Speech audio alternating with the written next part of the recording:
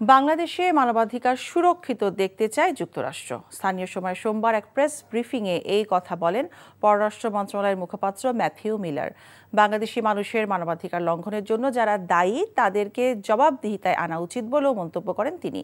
দুর্গাপূজার সময় হিন্দু সম্প্রদায়ের নিরাপত্তা নিয়ে প্রশ্ন করলে মিলার বলেন, বাংলাদেশের সংখ্যালঘুদের অধিকার সুরক্ষিত হোক, এটাই তাদের প্রত্যাশা। এছাড়া নিউ ইয়র্কে জাতিসংঘের সাধারণ অধিবেশনে বাংলাদেশের অন্তর্বর্তী সরকারের প্রধান উপদেষ্টা প্রফেসর ডক্টর মোহাম্মদ ইউনূসের সাথে সাক্ষাৎ হওয়ার কথাও জানান তিনি।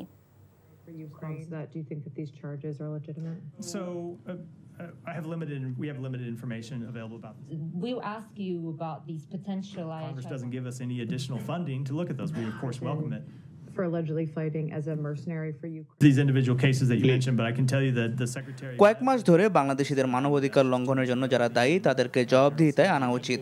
সারা বিশ্বের মতো বাংলাদেশেও সংখ্যালঘুদের অধিকার সুরক্ষিত হোক, এটা আমরা অবশ্যই দেখতে চাই। Acting Prime Minister, I think is টাকা চুরির জন্য যদি আমার গলায় জুতার মালা পরাইতে হয়, তাহলে আমার শালীর সাথে প্রতারণা করার জন্য তোর ফাঁসি হবে। দুলা ভাই, আপনার তো ঘর জামাই বইলা একটা পরিচয় আছে, আমার তো তাও নাই।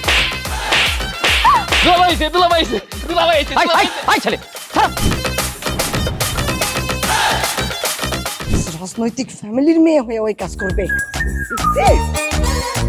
যারে পাবো হারে পিটাবো, রক্তের নেশায় ধরতে, রক্তের নেশায়, কাঁচা রক্তের নেশায় ধরতে। তোমার এই পলিটিক্স আমার বাম পকেটে থাকে। পাঁচদের বউরে ঝামেলা পাকাই। এই বেটা, আমি তখন বিয়ে করিনি। দুইটার আমি গুলি করে মারু। মাসুদরা কোনোদিন ভালো হয় না। আপনার পোশাক দেখে কিন্তু আপনার তালুকদার বংশের লোক মনে হয় না আব্বা, আপনার মনে হয় যে আপনি ফকির বংশের লোক।